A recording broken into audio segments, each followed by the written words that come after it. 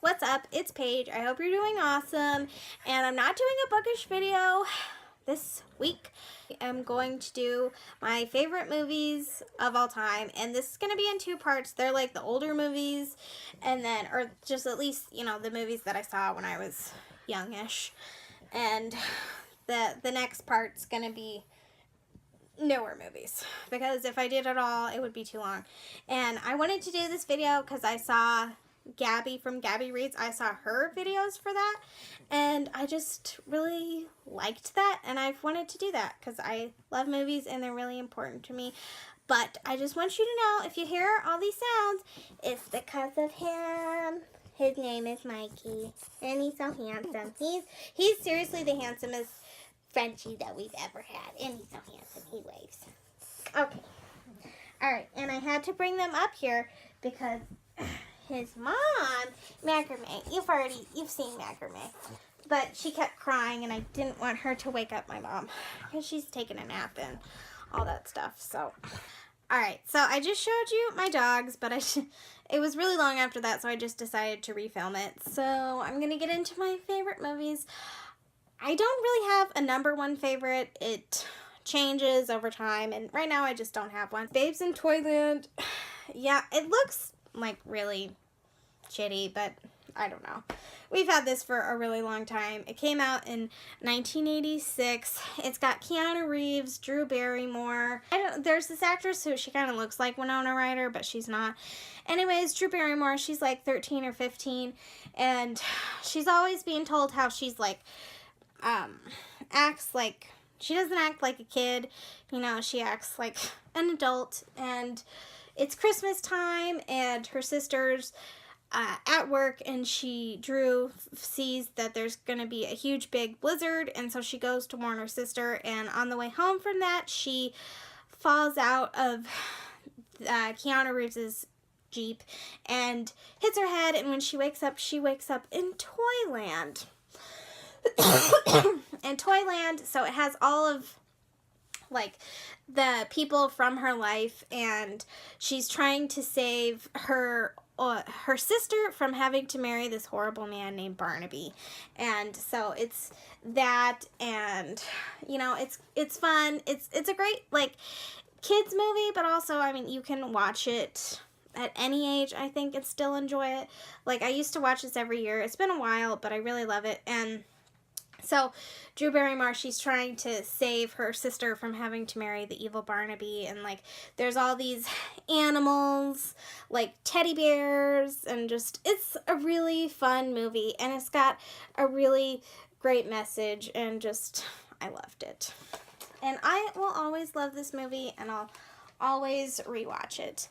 Another movie, like, my favorite Robin Williams movie is Mrs. Doubtfire. If you have not seen this yet, like, don't wait any longer, because it's just wonderful. Williams has just been told by his wife, Sally Fields, that he is too irresponsible and she just can't do it anymore. And so they get a divorce, and he wants to see his kids more, and so he dresses up like a woman, and just, it's so funny. I mean, it's Robin Williams. What more do you need to say? I love this movie so much. It's my favorite, and it's like, I don't know. I want to say it's like his best, but I feel like he's probably done more meaningful movies than Mrs. Doubtfire, but still, I love it. And it's got Pierce Brosnan in it too, by the way. Alright, the next movie is Red Sonja. It's got Arnold Schwarzenegger in it, and I really do love Arnold Schwarzenegger. I probably shouldn't, because he's done bad things, like, you know, but I still love him. He was the first celebrity I ever had a crush on, which is kind of messed up because I was like 4 or 5 when I first saw this, but what are you gonna do? I'm a freak. And anyways, Sonja, this is kind of like an evil queen fantasy type movie, and her name is Queen Gedrin, and so, I mean, she does the usual evil queen things, and, you know, takes over villages and kills people and takes slaves and all that stuff. And she's a lesbian, and she wants Red Sonja. Well, her name's, I think it's just Sonja. But Sonja is just like, no. And so Queen Gedrin has Sonja's family killed, and she has her guards rape Sonja. And after that, Sonja is just like, I'm never gonna allow myself to, well, I mean, not like she allowed herself for that to happen, but she's just like, I'm never going to be vulnerable like that again. And so she goes to this place to train and turn into a badass warrior woman. And so she's been, I don't know how long she's been training, but one day Arnold Schwarzenegger comes, and his name is Calidor, and I don't know why, but I always called him Calidork, and I think that's just like so funny, of like 5-year-old me throwing shade at somebody who she had the hots for, but whatever. Anyways, he comes and tells her that Queen Gedrin has this horrible weapon, and that if she uses it, that the whole world's gonna end. So they go and they are on the journey to go to her castle to stop her. It's a really great woman. And it's like a woman and a warrior that became a legend. I just really love this. And if you've seen my blog, you'll notice that the name is Sonja Mullings. And so that's pretty much where this came from. When I was in German, it was my German name. And when I saw it, I totally picked Sonja. Because she's a badass. And she has red hair. Another fantasy type movie is Willow. It's got Warwick Davis, who is Leprechaun in the Leprechaun movies, and also he's played several different characters in the Harry Potter movies. And this is Val Kilmer. Warwick Davis, he plays Willow, and it's also another evil queen or an evil sorceress type thing. And there's a prophecy that some baby who is this baby girl who is born, she'll have a mark on her arm, and she is going to overthrow the evil sorceress somehow. And so the sorceress is, monitoring all the women who are giving birth, and the baby girl from the prophecy, she's finally born, and the midwife sneaks her out, but then she's kind of killed. But before she puts the baby into the river, hoping that somebody, will pick her up and save her and keep her safe. And Willow's children find the baby, and they want to keep her, and they call humans, like big people, they call them dakinis. It's just, this movie is so funny. There's these little, like, pixie type people, and they're brownies, and the brownies are just the most hilarious people ever. It's just, this movie's so funny. It's got action. It's got, fantastical world. And anyways, so Willow's family wants to keep the baby, and they're like, okay. And he's like, he reluctantly agrees, because, he has, like, no choice. But the guard dogs from the queen, they find the baby, and they have, the village has a meeting, and they're just like, Willow, you cannot keep the baby. And so him and several of his people go on a journey to find the first Dakini that they can, and that is Val Kilmer, and his name is Mad Mardigan, and he's been in prison, he's been in a cage, and they free him and give him the baby, but Willow's just like, no. He was in prison, okay? He was in a cage. I don't think he's the best person to look after. I cannot remember the baby's name, but Willow's just like, he's not the best person. So he stays with Mad Mardigan, and they, in the movies, them trying to keep the baby safe until the evil sorceress can be overthrown. Obviously, it doesn't, like, span, like, ages. But yeah, it's a great movie. I love it so much. All right, the next, I hate when that happens. Anyways, the next one I kind of consider a classic. Granted, it's from 1985, but still, I consider it one, and it is, and that is The Goonies. If you have not seen The Goonies yet, you need to. It's got Sean Astin, who's Samwise Gamgee from The Lord of the Rings. It's got Corey Feldman. It's got Josh Brolin. I had no idea about that. I found that out last year, and it shook my world. It was just You have no idea. I was so upset because I didn't recognize him. I'm usually good at that, but I didn't. But anyways, Sean Astin, his name is Mikey, which, if you remember when I showed you Mikey, Maggie's litter was actually named after the Goonies because one of her boys, he was just a chunk of a dog, so we decided to go with the whole thing. I don't know. I mean, it's funny. It's a good show or movie, and basically Mikey, I think his family's like about to move and he doesn't want to, and so in his attic there's always been this treasure map, and so he convinces his friend to go find the treasure, and Josh Brolin is Mikey's older brother, and he's just like, oh shit, better go after the kids, because they stop him from leaving. They stop him from following them, but he does, and so they're on the hunt for the treasure, and they run into this family called the Fratellis, and the Fratellis are really bad and are trying to steal the treasure too. And it's such a funny movie. And it's directed by Steven Spielberg, so I'm not saying that means it has to be good, but it's good. Alright, the next movie is a romance, and it's 6 Days, 7 Nights. It's got, and I don't know if it's Heck or Hetcha, I don't know. Anyways, and she's from New York, and she's this big magazine person maybe, or jewelry person, I'm not sure, but her and her boyfriend go on vacation, and they're supposed to be there for, I don't know, a couple of weeks, but her boss or somebody calls her, and I'm just like, and she says, I can't remember what her name is, but she's like, things are going to shit, we need you back. And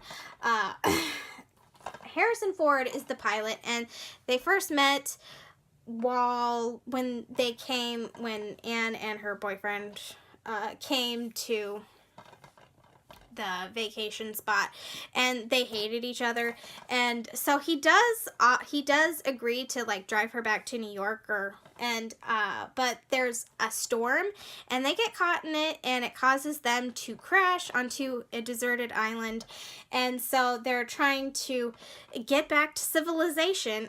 They hate each other. It's just, I love the hate to love trope so much, and this probably actually like fueled it because I watched this when I was pretty young, and so they're trying to get back to civilization, and they also run into pirates. So it's action, it's romance, it's hate to love. Check it out. It's Harrison Ford. Come on, and he does a really good job as a romantic like hero type thing. I really love it. Another movie is The Man in the Iron Mask, and this has a great cast. It's got Leonardo DiCaprio, Jeremy Irons, John Malkovich, Gabriel Byrne, and I'm not sure who this guy is. But basically, if you've seen The Three Musketeers, it's kind of, I don't want to say it's like a sequel to that, but kind of. And so these guys, this is Porthos, and this is Aramis, and this is Athos. Anyways, basically, King Leo, I mean, he's a horrible king. He's just spoiled and just horrible. And something happens, and Aramis gets his friends together, and it's just like, well, they find out that King Louis had a twin, and that he put his twin, when he found out, he put him in an iron mask. And the twin's name is Philippe. And they decide to rescue him and replace him with the king because they think Philippe would do a much better job because he's not an asshole like Louis. And so that's basically what it's about. I love this movie so much. It takes place in France in like maybe the 1700s. I'm not sure. But yeah, I love it so much. My brother and I used to watch this. We've watched it more than once, and so it's got that kind of nostalgia thing, but it's also just an awesome movie. Alright, the next one is Erin Brockovich. This is probably my favorite Julia Roberts movie. I've always really loved Julia Roberts movies. I've always loved her just because, she has red hair and I have red hair, and I didn't see a lot of that when I was growing up, and so, yeah. And basically, Erin Brockovich, she's a real person, and this is based on a true story. Erin Brockovich, she was a former beauty queen, and, well, now she's a single mom. She's got 3 kids and no job. she's trying to look for one, but, you know, it's hard. And she gets in a car accident, and her lawyers, you know, she loses her case, and so she goes to her head lawyer, Ed Masry, and she's just like, you know what, you fucked up, and I need a job. I have 3 mouths to feed. I have less than $100 in my bank account, and I need a job. Give me a job. And so he does, and he's just like a file person, and she finds all these files about people who live in this town. I can't remember what the town is, but she learns basically that this company, PG&E, that they purposely poisoned people, the town, and that they covered it up. And they've paid for all of, you know, the medical expenses. What happened was there was plants, they poisoned the water.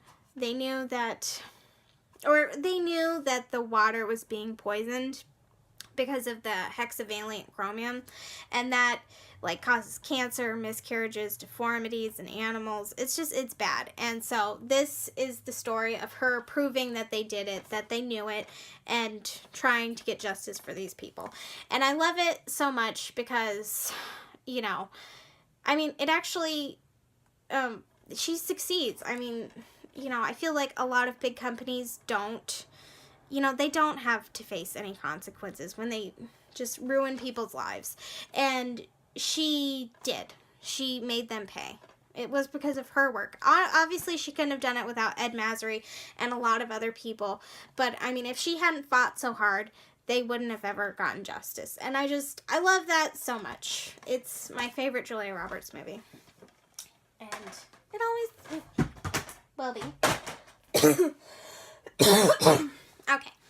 Morgan Freeman is my favorite actor. I love him so much. And this was like my all-time, this was my number one for a long time, and so I thought I'd share it. It's Along Came a Spider. You can't see, but I think he is Alex Cross in this movie.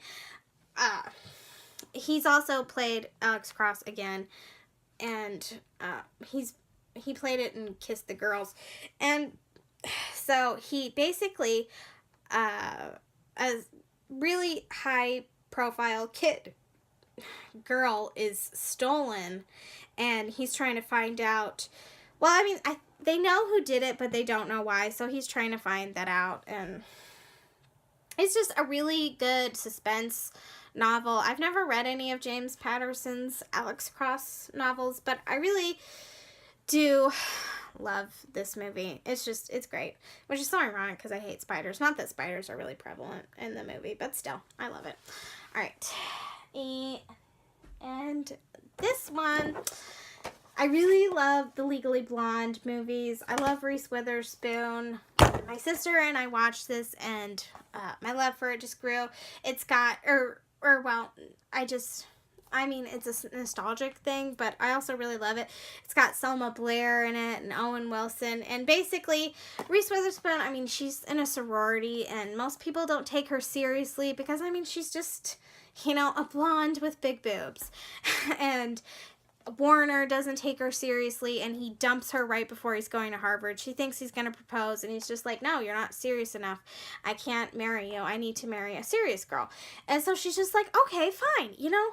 Warner wants a serious girl, so I'll be a serious girl. I'll go to Harvard. I'll become a lawyer and all this. And so she gets in, and she goes, and when she realizes that she's, you know, never going to be good enough for him because he still doesn't take her seriously, you know, she's just like, you know what? I'm going to become the best in that class, in their year. I'm going to become the best. I'm going to prove everybody that I'm not just a dumb blonde, that I'm smart and awesome. And she does. And I love it so much. And I don't know, I think that the first one's probably my favorite, but I still really love Legally Blonde too.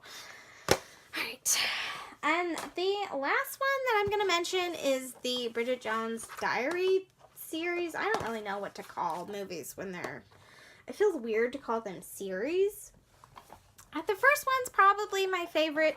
I really love Bridget Jones. I felt like I could connect to her just because, you know, I mean, she's, you know, a really imperfect character. She's clumsy. I'm clumsy. Things just go wrong for her. And I felt that so much when I was like in my single digits. And I still feel that way, you know, and Bridget Jones, she's always writing in her diary. She's 30. She's kind of going through, you know, at least I think she might be older than 30, and she, you know, she does want a guy because her family's always giving her crap, and, you know, I mean, she wants love, and so she thinks she's going to find it with Hugh Grant, who's her boss, and, yeah, things happen, and that doesn't work out, and so she's in between, she's kind of caught in between Colin Firth and Hugh Grant, and it's just, it's so awesome.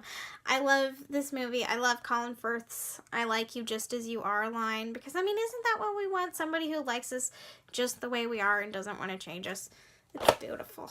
And he's Mr. Darcy, by the way. So, if you have not seen this and you love romance, like, you seriously need to. I really loved The Edge of Reason. I can't tell you, like, which one I love more. And I did enjoy Bridget Jones' Baby. Got what's his face in it, Patrick Dempsey. It's a good series. I feel so weird, but I think this one will probably always be my fave. But honestly, if you love romance, if you love rom-coms, check them out because they are good, or at least check the first one out. I just love it. And I think that is it for this video. I don't think there's anything I want to add. And so I will see you guys later.